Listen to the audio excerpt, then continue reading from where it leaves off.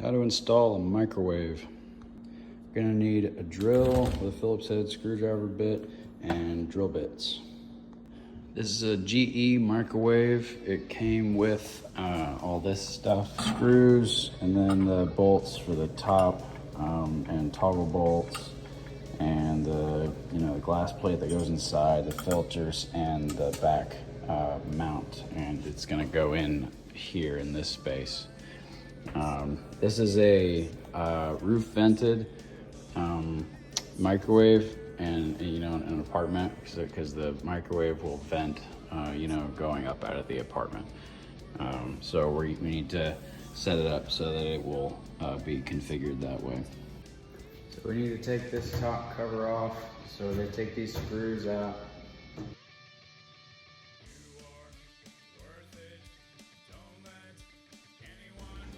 There are two screws here that need to come out.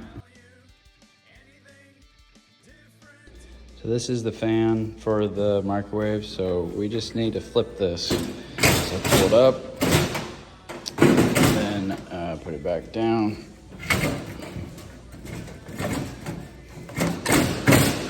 It just needs to be flipped so that it's oriented like that. So now air, this will blow, and then air will go up. Put these back two screws in first.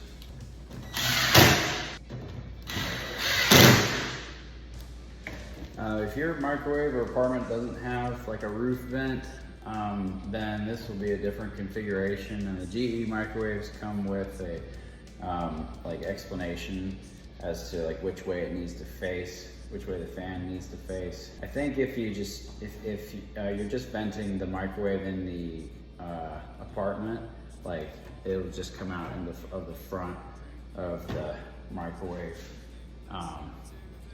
and it'll just vent in the apartment.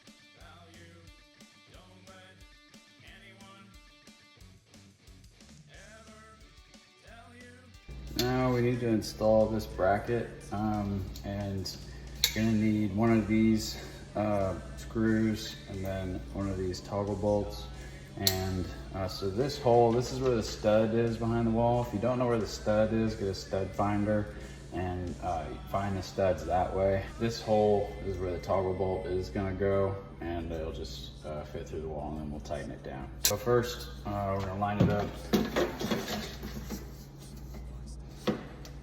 Gonna try to use the holes that are already there, and so we'll put it about here. So the toggle bolt's gonna go through this hole.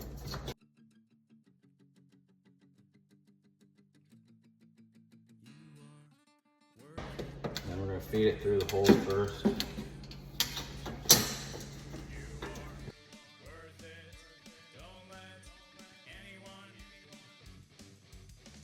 Like with these, I always recommend at least one screw go through the stud, and then put a toggle bolt. Another option is to just use two toggle bolts, just drill two holes in the drywall and put two toggle bolts through it, and then that'll hold the mount to the wall, and then the microwave will sit on the mount. I just feel safer having a screw through the stud back here. So now we gotta make holes in the the bottom part of the cabinet. The GE microwaves, they come with templates, and this one comes with a wall template and also a roof template. So this is an upper cabinet template, and so you just hold it up to the dimensions of the cabinet, and you'll make marks here, because that's where the screw is going to come through the cabinet, and screw down into the microwave, here and here. There's two of them. Yeah, so that's I recommend getting tape and just taping this up, and taping this up, and then poking a Sharpie through through those holes there. We do this so much that we just made our own template, and this is what we use every time because the paper gets kind of annoying and having to tape it every time to the cabinet. So we just made this light template here. Ignore all these holes, like none of these holes matter. Like my friend actually thought all these holes he made all these holes in order to make it lighter. And like, I mean, this isn't even plywood. Like this, I don't even know I forget what this is, but it's already super light. So anyway, that's just him. He's super efficient. But so we're gonna make a hole through. This is where the hole goes for the microwave. There's one here, and then there's one on the other side here. And so I'm just gonna hold it up. So just imagine this is a paper template.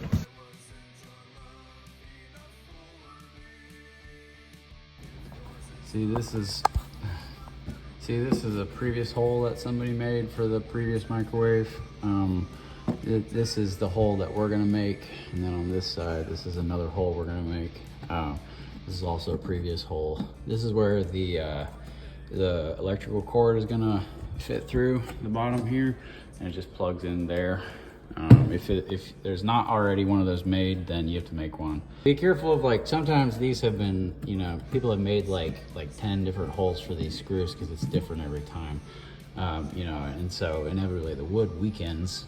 So just, if there's too many holes in one spot, then like sometimes what we'll do is just take like a thin block, you know, that's like just bigger than all the previous holes, and just put it up here, like something thin, like 1/2 inch, you know, and take like a square wood block and put it up here, and then screw down through that, through that with like a drill bit, and you know, and then put the screw through that, or the bolt through that, and then it goes into the microwave. But like that way, it's like new surface area up here, you know, and like you don't have to worry about the wood deteriorating here so much that it just falls out, you know, and then your microwave falls down. So I'm using a 1/2 inch drill bit. Like whatever size your screws are, like just don't use a drill bit that's bigger than this head, because this head is what holds on to the wood on top as it goes down. Like you want the hole to be big enough to fit this threaded part, but small enough for this top part to not fit through. So we're gonna make a hole. We're gonna make 2 holes.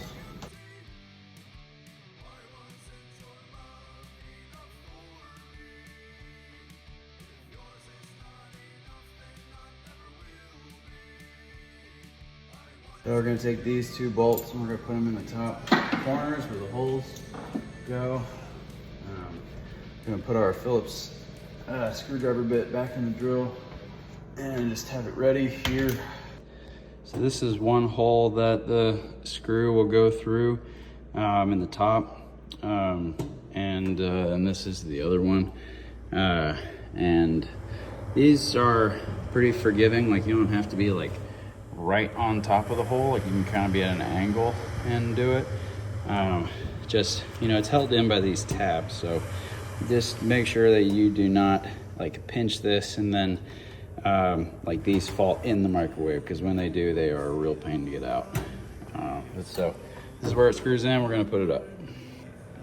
Also, it's recommended that that the 2 people do this.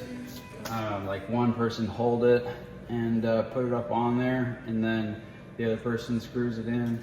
But if it's just you, like one person, then you can still do it. Just gotta be careful. In the back, I don't know if you can see it, like are the holes where they'll fit into the frame. There's 2 on the left and right, and it's gonna fit on, the holes are gonna fit on like these edges here. Like these come out for a reason. So the holes fit on these edges here. Feed the cord through the hole.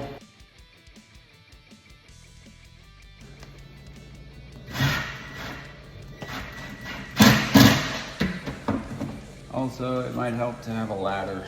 I don't normally need a ladder, but Today I need a ladder. So this happens sometimes, like the holes aren't always accurate.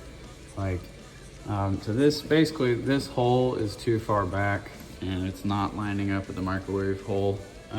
So what we're gonna do is we're gonna take this smaller drill bit and like drill from the top here, like closer to the edge, and then we'll put the screw through like further up this way. Right now, like this screw is holding it in place, but it's to protect it from the hole from any dust getting in. We're just gonna put some paper in here, and that'll stop any dust from getting in there. And then after we made the hole, then we'll pull it out.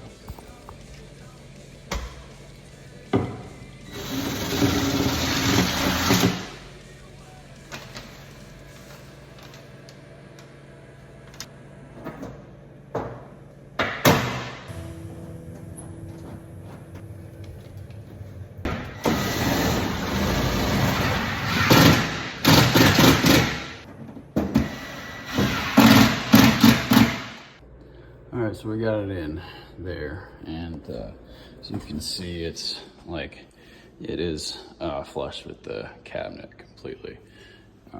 So we got the top, left, and right in there, and now we're just gonna plug it in.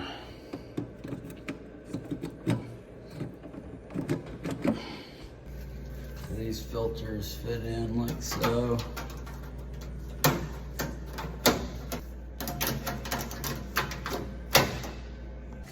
Save this. This is warranty information. If something's wrong with it, you can replace it. Put this piece in first, and then the table, or the glass spinning table.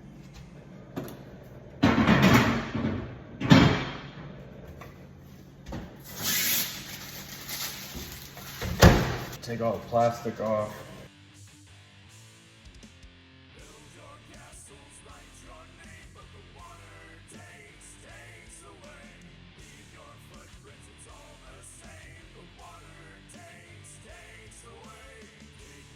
There's a little bit of plastic on the number pad. I actually like to leave that on there, because then, you know, if a resident moves in and then they get this all dirty and stuff, then I can just take that plastic off for the next resident, and then underneath it's all clean, you know, so it's good for a little longer. All good. Like and subscribe.